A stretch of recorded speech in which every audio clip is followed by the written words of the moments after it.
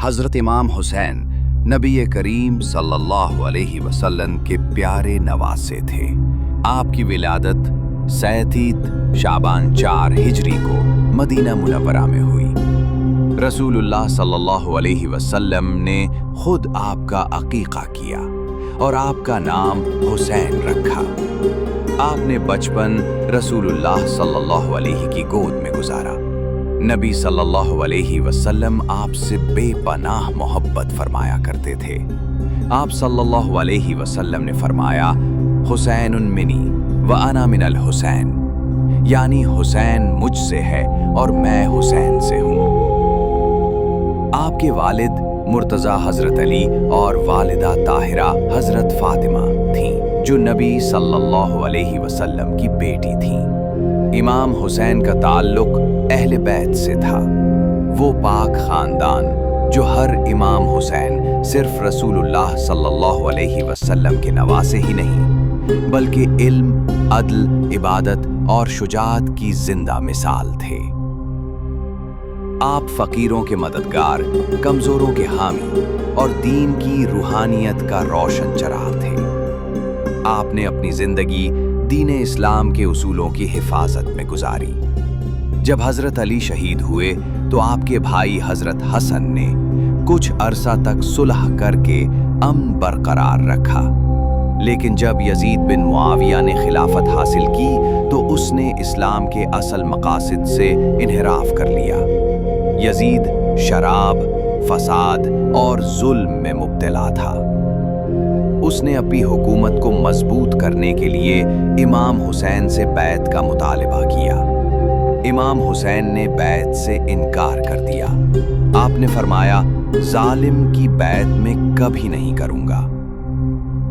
आपको मुखालिफत और कत्ल की धमकियां मिलने लगी। फिर आपने मदीना छोड़कर मक्के का रुख किया, लेकिन वहां भी यजीद के कातिल भेजे गए। आपने कूफा के लोगों के खुतूत देखकर इराक की तरफ हिजरत का फैसला किया। कूफा के लोगों ने वादा किया था कि वो आपका साथ देंगे। मदीना से मक्का और मक्का से करबला तक का सफर आपने अपने 72 साथियों, घर वालों और बच्चों के साथ तय किया। रास्ते में मालूम हुआ कि कूफा के लोग खौफ के मारे पीछे हट गए और आपके कासिद हजरत मुस्लिम बिन अकील शहीद कर दिए गए। आपका काफिला करबला के सुनसान रेगिस्तान में रुक गया। दरियाए फरात सामने था, लेकिन यजीद की फौज ने पानी बंद कर दिया। बच्चे प्यास से तड़प रहे थे, लेकिन इमाम हुसैन ने सब्र का दर्स दिया। आपने हुर बिन यजीद, जो पहले दुश्मन फौज का सरदार था, को हिदायत दी और वो आपका वफादार साथी बन गया। करबला के कैंपों में रातों को तिलावत होती, नमाजों का सिलसिला चलता और दिनों में सब्र और तहम्मुल की मिसालें कायम की जाती। आपने अपने साथियों से फरमाया, तुम सब चले जाओ, मैं अकेला लड़ूंगा। मगर सब ने वफादारी दिखाई और कुर्बानी के लिए खुद को पेश। 10 मुहर्रम का दिन आया, जिसे आज हम आशूरा कहते हैं। सुबह फज्र के वक्त इमाम हुसैन ने अपने साथियों को नमाज के लिए जमा किया। जंग का आगाज हुआ। आपके फर्जंद अली अकबर, जो नबी सल्लल्लाहु अलैहि से मुशाबहत रखते थे, सबसे पहले नौजवानों में शहीद हुए। आपके भाई हजरत अब्बास, जिन्हें बाबुल हवाइज कहा जाता है, दरिया से पानी लेने गए, मगर दोनों हाथ कटवाने के बावजूद पानी लाने की कोशिश की और शहीद हो गए।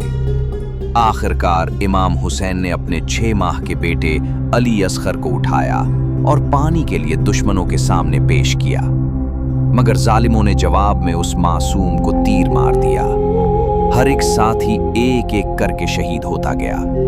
करबला का मैदान खून से लाल हो गया।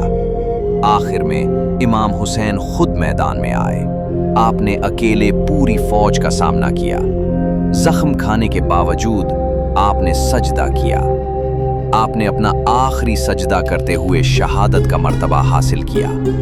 आपका सर काट कर यजीद के पास भेजा गया, मगर हक का परचम गिरा नहीं, वो और भी बुलंद हो गया।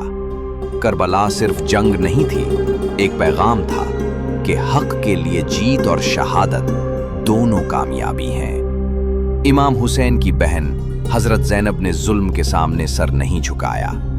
उन्होंने यजीद के दरबार में इस्लाम की सच्चाई को बयान किया।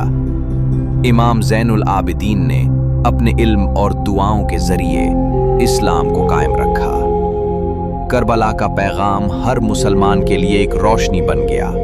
हजरत इमाम हुसैन का पैगाम था, जुल्म के सामने कभी झुकना नहीं। आज भी करबला हमें सब्र, ईमान, सच्चाई और अदल का दर्स देता है। इमाम हुसैन का नाम हर जिंदा दिल में बस चुका है।